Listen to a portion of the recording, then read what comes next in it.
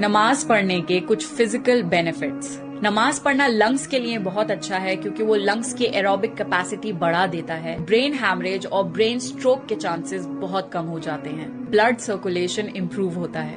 Heart attack کے chances کم ہو جاتے ہیں۔ باڈی کی فلیکسیبلٹی امپروو ہوتی ہے اور ہڈیاں مضبوط ہوتی ہیں۔ ہیلدی ویٹ مینٹین کرنے میں مدد ملتی ہے۔ باڈی کا ڈائجیشن ٹھیک رہتا ہے اور مسلز ٹونڈ رہتے ہیں۔ کوشش کریں کہ آپ نماز پابندی سے پڑھا کریں۔ کھجور کھانے کے کچھ بہترین فائدے۔ کھجور کھانے سے ہارٹ اٹیک کے چانسز کم ہوتے ہیں۔ دماغ تیز ہوتا ہے، جسمانی طاقت آتی ہے۔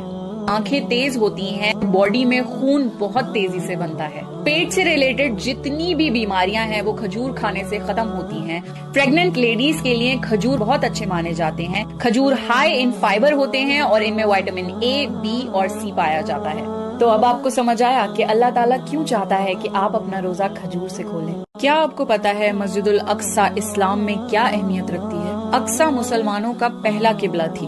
مکہ اور مدینہ کے بعد مسجد الاقصی اسلام میں تیسرا حرم ہے۔ قرآن میں اقصی کا 70 مرتبہ ذکر ہے۔ اللہ نے قرآن میں خود مسجد الاقصی کو ایک مبارک جگہ کا مقام دیا ہے۔ اس جگہ کئی نبی، رسول اور صحابہ دفن ہیں۔ معراج کی رات حضور صلی اللہ علیہ وسلم مسجد الاقصی سے عرش پر اٹھائے گئے تھے۔ اقصی کی حفاظت ہر مسلمان کی ذمہ داری ہے۔ اسلام میں بیٹیوں کو رحمت سمجھا جاتا ہے، بوجھ نہیں۔ حضور صلی اللہ علیہ وسلم نے فرمایا ہے کہ وہ عورت خوش قسمت ہے جس کی پہلی اولاد ایک بیٹی ہو۔ حضور صلی اللہ علیہ وسلم نے یہ بھی فرمایا ہے کہ جو بھی اپنی بیٹیوں کو محبت سے اور ان کے سارے حق دے کر پالے گا تو قیامت کے دن یہ بیٹیاں اس کے لیے جہنم سے رہائش کا ذریعہ بنیں گی۔ بیٹیاں اللہ کی رحمت ہیں، تو اس تحفے کو محبت سے رکھیں۔ آپ کا لائف پارٹنر اللہ نے آپ کی پیدائش سے پہلے ہی لکھ دیا ہے۔ آپ کی روح آپ کے لائف پارٹنر کے ساتھ بنائی گئی تھی۔ آپ کا نکاح جس سے ہونا ہے اس کا نام آپ کے نام کے آگے کئی ہزار سال پہلے لکھا جا چکا ہے۔ جو آپ کی قسمت میں ہوگا وہ آپ کو مل کر رہے گا۔ تو پریشان ہونا چھوڑ دیجئے اور اپنے لیے اور اپنی آنے والی زندگی کے لیے بہترین دعائیں مانگا کریے، کیونکہ آپ کی دعائیں قبول ہو کر آپ کی زندگی خوبصورت بنا سکتی ہیں۔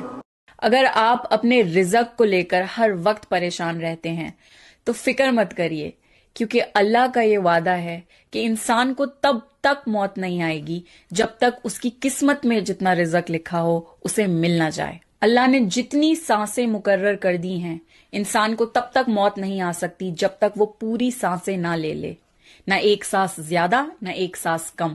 جب تک آپ اپنی قسمت میں لکھا ہوا کھانے کا ایک ایک دانہ کھا نہ لیں۔ عائشہ رضی اللہ تعالیٰ عنہ نے حضور صلی اللہ علیہ وسلم سے پوچھا کہ اگر رمضان میں مجھے لیلۃ القدر نصیب ہو تو میں اللہ سے کیا دعا مانگوں؟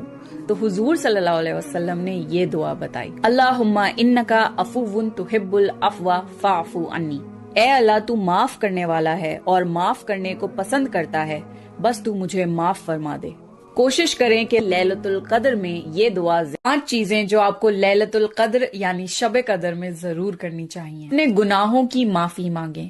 شب قدر میں اللہ سب سے زیادہ انسانوں کو معاف کرتا ہے۔ نمازیں پڑھیں، اسپیشلی تراویح اور تہجد کی نماز۔ صدقہ کریں، قرآن پڑھیں، کیونکہ قرآن رمضان میں اترا تھا۔ خوب ساری دعائیں مانگیں۔ شب قدر کی رات اللہ دعائیں قبول کرتا ہے۔ خاص طور سے یہ دعا بتائی ہے، اللہم انکا عفو تحب العفو فاعف عنی۔ کیا آپ کو پتا ہے کہ جہنم میں ایک کولڈ پورشن بھی ہے جس کا نام ہے زمہریر، جہاں پر سردی کا عذاب ہوگا۔ زمہریر میں اتنی سردی ہوگی کہ جہنمی اللہ سے بھیک مانگیں گے کہ انہیں تھوڑی سی گرماہٹ مل جائے۔ اتنی شدید سردی کہ آپ کی سکن کو جلانے لگ جائے۔ حضور صلی اللہ علیہ وسلم نے ایک خاص دعا بتائی ہے، اللہم اجرنی من زمہریری جہنم۔ او اللہ، save us from the extreme cold of جہنم۔ جہنم کے سرد عذاب سے بھی مغفرت مانگا کریں۔ ڈاؤن لوڈ موج۔